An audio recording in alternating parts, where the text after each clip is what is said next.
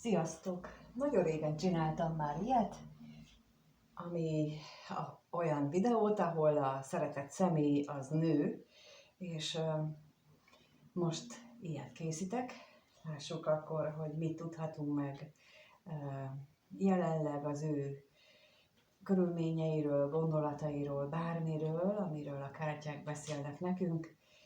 Úgyhogy lássuk is, mi az, amit ezzel a szeretett személlyel kapcsolatban mi megtudhatunk. Ez a szeretett személy nő.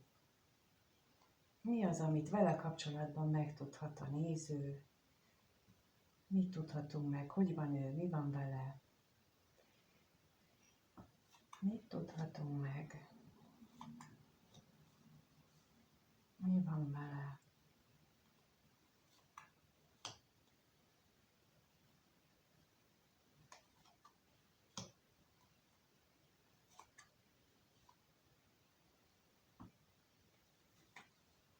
Próbál ő maga mögött hagyni dolgokat. Leginkább a kapcsolatainak a negatív dolgait, illetve lehetnek olyanok, akik próbálnak hátrahagyni egy olyan kapcsolatot, amiben mindig csak a szépet és jót látják, és tehát ez a másik oldalán. De ez nem megy könnyedén. És a másik esetben, amikor pedig a kapcsolatainak a negatív megéléseit próbálja hátrahagyni, akkor az sem megy túlságosan könnyedén, mert mindig újra és újra eszébe jut olyan emlék, amitől aztán dühös lesz, meg azt gondolja, hogy nincsenek értelme, miért csinálom én ezt, miért akarok én ilyet csinálni. Szóval itt azt látom, hogy ő próbál letenni terheket. Ha a tarónak a 10 pottjára gondolok, akkor próbál azoktól megszabadulni, de ez nem olyan könnyű. Nézzük itt, hogy a bosszúság miért dühödik fel újra és újra, kire dühös vajon? Mi az, ami miatt ő ezt éli meg?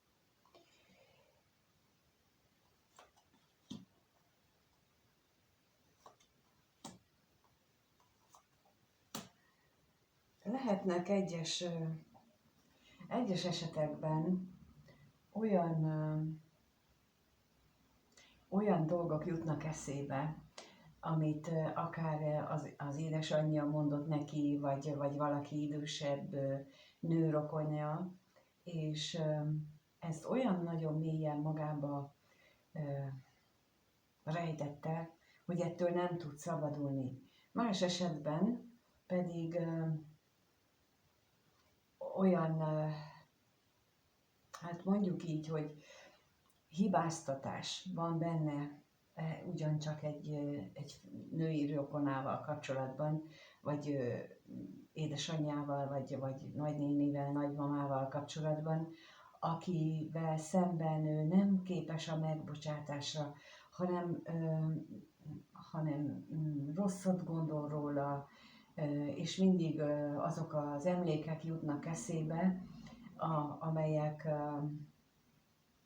amelyek őt akadályozzák abban, amit éppen csinál. Tehát vagy azt, hogy ő elfelejtse a jót a kapcsolataiból, vagy az, hogy csak arra gondoljon, vagy azt pedig, hogy a rosszat felejtse el. A lényeg az, hogy itt van egy olyan személy a gondolataiban, aki újra és újra megjelenik, és ez megakadályozza őt abban, hogy ő túllépjen a dolgain.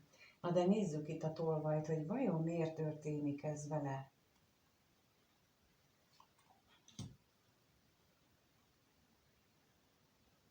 Miért történik ez? Miért nem tud ő ezen túllépni? Miért vannak benne ezek az akadályok? Hát úgy látom, hogy ez tényleg nagyon mélyről induló akadály, mert lehetséges az is, hogy benne valójában az küzd az van itt a háttérben, az bújik meg a háttérben, hogy ő saját maga ítélkezik azzal kapcsolatban, hogy neki milyen találkozásai vannak, ami lehetséges, hogy egy titkos találkozás, lehetséges, hogy tehát úgy nem felvállalt találkozásról beszélek, és az is lehet, hogyha ez egy felvállalt találkozás, hogy akkor viszont nagyon erős benne a félelem, hogy a reményei azok hiú remények, hogy bizonytalan ábrándok, pontosan emiatt, amit az előbb láttunk, hogy az ő egyik őse, vagy rokona, az nem ilyen mintát mutatott, és akkor ezzel kapcsolatosan ő neki, tehát állandóan ezek a negatív gondolatok visszajönnek az elméjébe, és ez az, ami őt akadályozza abban, hogy ő tovább tudjon lépni bizonyos szituációkban, mert mindig ott vannak ezek a múltból, a múlt emlékei, amelyek újra és újra megszólítják őt, és beszélnek hozzá, ami benne nem jó dolgokat vált ki. Na hát akkor megnézzük egyébként azt, hogy ez hogyan kapcsolódik a nézőhöz. Ennek a nő szeretett személynek, ennek a női szeretett személynek milyen gondolatai vannak a nézővel kapcsolatosan, milyen gondolatai vannak, mit tudhatunk meg az ő gondolatairól a nézővel kapcsolatban. Lássuk, milyen gondolatai vannak.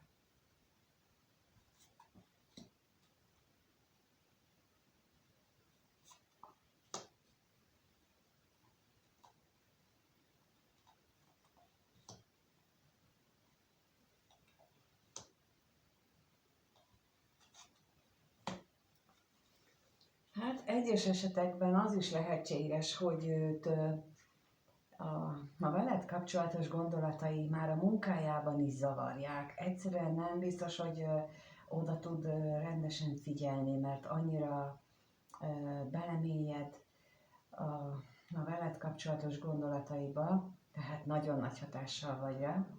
Másrészt, ha távolság van köztetek, és nem együtt vagytok, mert még nem tart itt a dolog, akkor ez pedig úgy jelenik meg a veled kapcsolatos gondolataiban, hogy ez a távolság akadályként jelenik meg az ő abban, hogy legyen köztetek valami kialakuló szokás, valami olyan,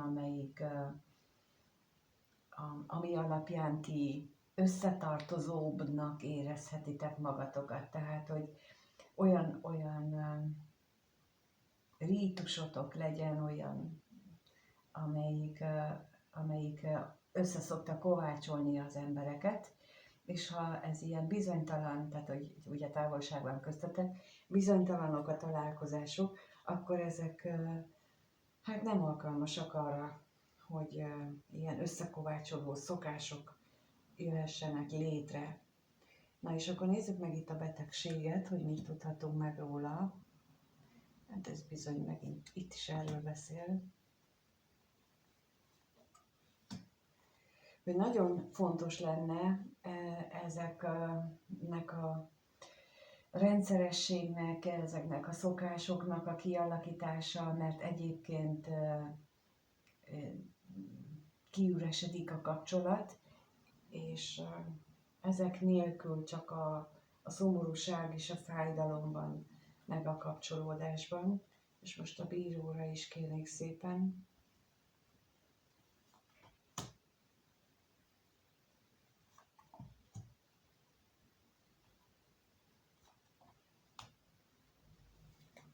És elbizonytalanítja az is, hogy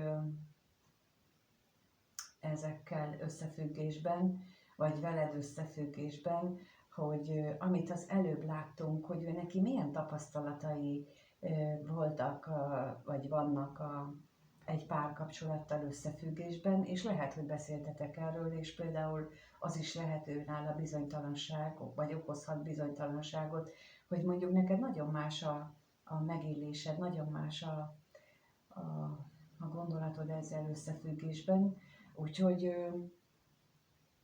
itt akkor most arra hívom fel a figyelmet, hogy amit az előbb mondtam, hogy nagyon fontos egy kapcsolatban, hogy legyenek benne kis szokások, kis rítusok, hogy ha találkoztok, akkor hogyan fogjátok meg egymás kezét, vagy hogyan ölelitek meg egymást, vagy mit csináltok, amikor találkoztok, mindig legyen valami kis apróság, ami ugyanaz, mint az előzőek. Nem kell nagy, vagy hogy rendszeresen, tehát olyan időpontban találkoztok, vagy bármi, ami a kettőtök közötti köteléket tudja erősíteni, és itt az látszik, hogy lehet, hogy ő gondol erre tudatosan, de az is lehet, hogy tudattalanul érzi ennek a hiányát. És én úgy tapasztaltam, hogy erre nem gondolom tudatosan, hogy ennek milyen fontos szerepe van, de utólag jöttem rá én is például, hogy ezek az ilyen apró rítusok, például mindenki föl tud idézni magában, hogy családi ünnepeken, vagyis ilyen nagyobb ünnepeken a család van, amit mindig ugyanúgy szokott csinálni. Lehet, hogy nem nagy dolog. Lehet, hogy csak például a fenyőfadíszítés, vagy hogy ide megyünk, vagy úgy csinálunk, vagy énekelünk, szóval, hogy bármi, de ez már egy összekötő kapocs. És ez az, amit nehezen engedünk el. Tehát ez az a komfortzónának nevezett valami, amit, ha belegondoltok, azt így nagyon hiányolnátok az életetekből, hogyha ez így nem lenne többet. Na, ilyesmire kell gondolni, hogy itt ezeknek a hiányát éli meg gondolatban, veletek kapcsolatban. Na, és akkor megnézzük azt, hogy mit érez irántatok, de még visszatérve oda az előzőhöz, tehát hogyha megéli a hiányát, az azt jelenti, hogy kell csinálni.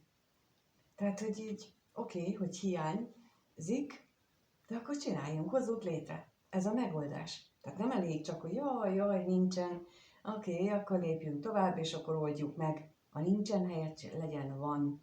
Mindig ez a lényeg, hogyha valami nincs, akkor elkezdjünk tenni azért, hogy legyen belőle a van. Tehát, hogy ezentúl ne lehessen azt mondani, hogy nincs, hanem, hogy wow, van nekünk egy ilyen kis szokásunk. Jaj, de jó.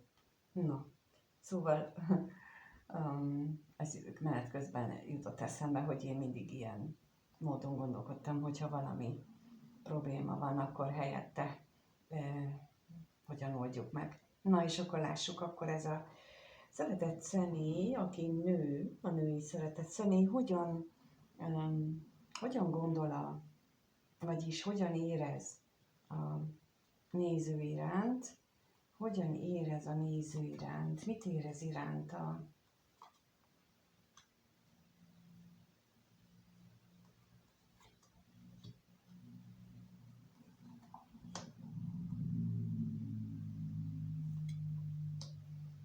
Én azt gondolom, hogy az érzéseit zavarja meg az, amit az első kirakásnál láttunk, hogy neki feljönnek az anyai, vagy hát egy ilyen őstől származó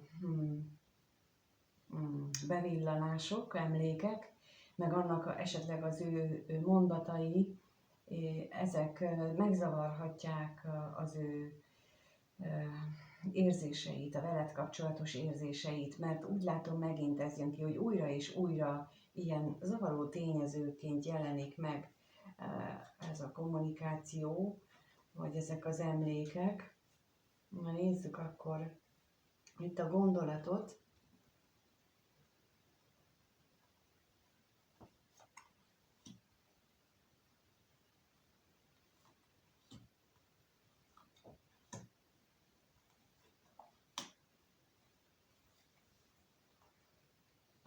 Azon is gondolkodhat,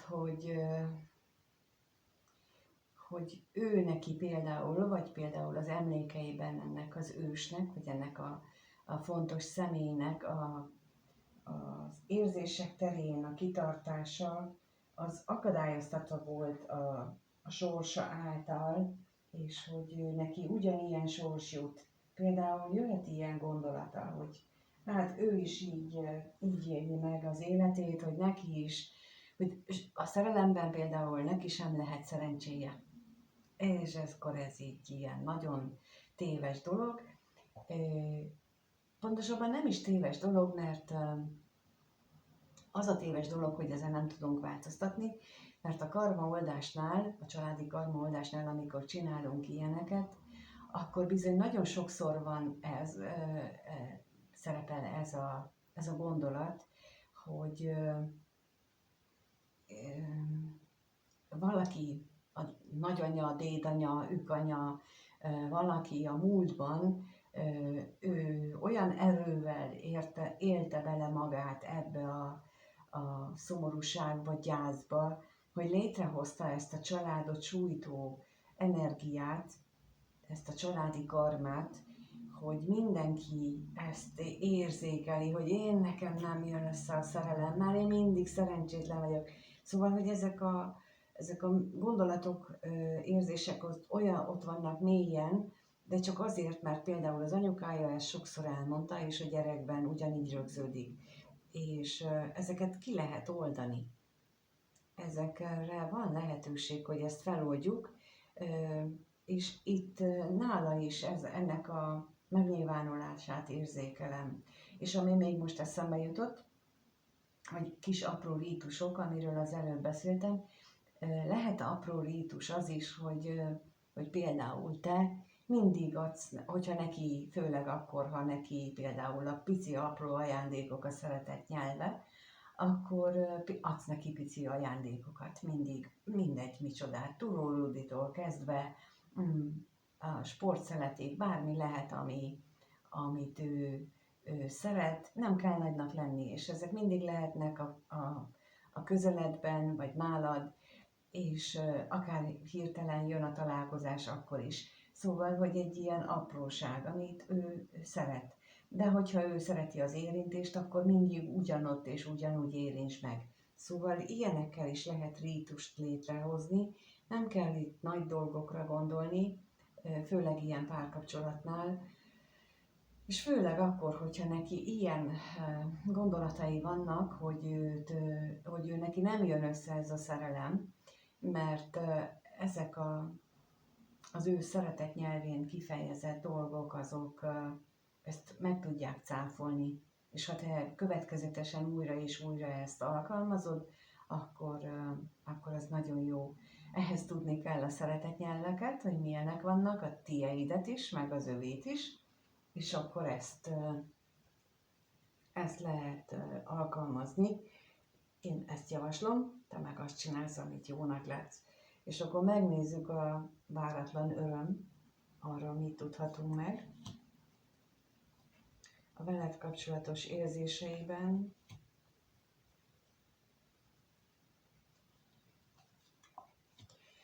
itt megint arra jött utalás, hogy amit pont az előbb mondtam el. Tehát, hogy ő szeretne olyan otthonosságot, meghittséget biztosító szokásokat, arra vágyik, hogy legyen köztetek ilyen. Ha már volt, vagy néhányszor volt már hasonló, ebben el tudsz gondolkodni, akkor ezt eleveníts fel, és csinálj belőle tényleg rendszeresen ismétlődő szokást. Mert úgy látszik, hogy most erről beszélnek a lapok, hogy az ő pillanatnyi érzéseiben ez nagyon fontos, hogy legyenek meg a rítusok a kettőtök között, vagy az ő életében, és akkor ezzel, hát, hogy felül tudja írni, nem biztos azt a például, hogyha ő neki egy ilyen generációkon átívelő karmikus energia akadályozza a valóban boldog párkapcsolatot, minden esetre könnyíteni tud ezen a nehéz megélésen. Na és akkor megnézzük, hogy mire lehet számítani a következő 1-2 hétben. Remélhetőleg hamarabb fogok ilyennel jönni. lássuk, hogy mire számíthat a néző ettől a személytől a következő 1-2 hétben, mi az, amire számíthat tőle, mire vágyik, mire számíthat a néző ettől a szeretett személytől.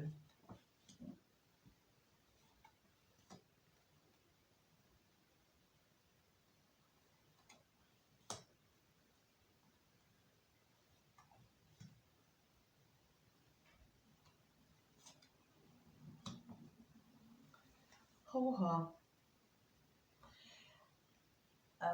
lehet, hogy a következő időszakban nála valamiféle nagy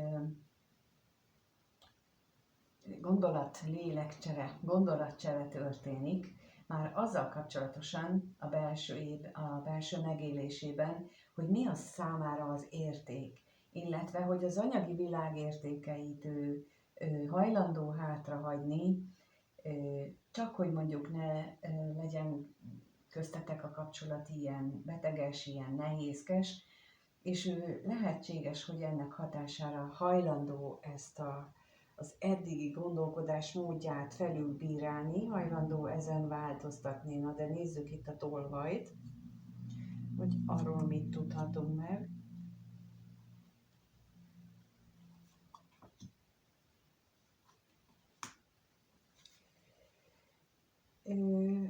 Megint csak nagyon érdekes egyébként itt megint ez a kiüresedett komfortzóna, ez a rítus hiány, úgy látszik most ez nagyon fontos. Szóval, hogy szeretné ezen túllépni, szeretné, hogyha lenne köztetek ilyen tényleg bensőséges kapcsolódás, ami jelenleg nincsen. Na és akkor még a betegségre kérnék szépen.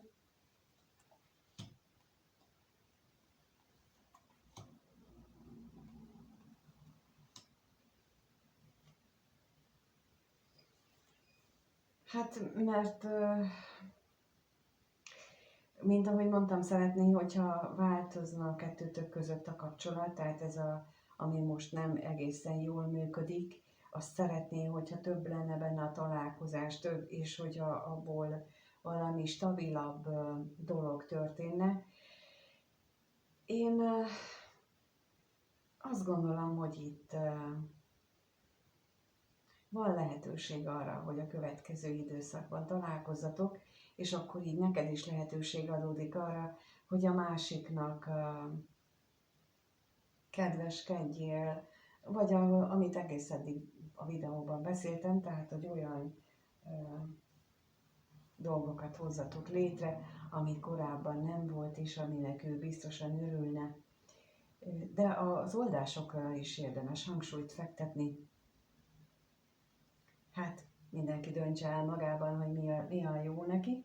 Minden esetre köszönöm, hogy itt voltatok, és megnéztétek a videót, a lájkokat, a feliratkozásokat is köszönöm, és írjátok meg kommentben, mit gondoltok erről egyrészt ez a karmaoldásról, hogy ti tapasztaltatok-e ilyet a családotokban, amit példaként elmondtam, hogy ismétlődik a szülők, nagyszülőknél, hogy vannak-e ilyenek, mert nagyon fontos, hogy ezeket kitisztítsuk a családi vonalról, és nem elsősorban magunkért. Én legalábbis nem azért kezdtem el, én az utódaim, a gyerekeim, az unokáim érdekében tisztítgattam ezeket a dolgokat, és tisztítgatom mind a mai napig, saját magamnak is, és mindig találok újabbat, ami jön, és látom az eredményt is, tisztulnak a vonalak, a kapcsolódások mindenhol, higgadnak le az emberek a környezetemben, mármint a családomban, a tágabb családomban is, mert hogy ez nem csak az enyémre, hanem például a testvérek, unokatestvérekre és az ő gyerekeikre is hat, tehát hogy mindenhol békét tud hozni, hogyha ezek így jól eltaláljuk, hogy mi az, amit föl lehet oldani. Szóval erre is megírhatjátok a véleményeteket, hogy hogyan van, vagy mint van. Én nagyon örülök neki, hogyha írtok, és mindig is elolvasom. Ha valahol nem jelzek vissza, nem teszem oda a szívecskét, az azt jelenti, hogy nem mutatja meg a YouTube. Én nem tudom újabban milyen változást hoztak be, hiába jelölöm be, hogy mutassa meg, nem mutatja meg, valahogy nem tudom miért, időnként olyan régi bejegyzéseknek is, azokat is felhozza, amit én tudom, hogy utána megnéztem végig, és mégsem mutatta akkor, úgyhogy ezért bocsánat, de tényleg igyekszem mindig mindenkinek reagálni, ha csak úgy, hogy egy szívecskével. Amíg nem találkozunk személyesen, vagy így egyéniben, mindenkinek minden jót kívánok. Sziasztok!